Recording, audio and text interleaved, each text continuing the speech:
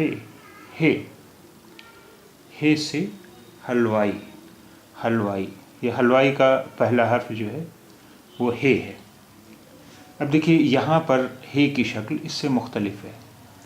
उसकी वजह यह है कि जब हम हे को दूसरे हुरूफ के साथ मिलाकर लिखते हैं तो उसकी शक्ल बदल जाती है, इसलिए यहाँ पर हे की शक्ल इससे मुख्तलिफ है। ये हे, हे। देखिए इससे पहले आपने दो हुरूफ देखे थे, जीम और चे। ये तो बिल्कुल ऐसी शक्ल बनी हुई थी। अब इससे और जीम में फ़र्क क्या था?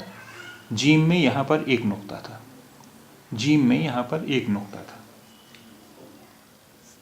और चे में यहाँ पर तीन नुक्ते हैं, तीन नुक्ते थे।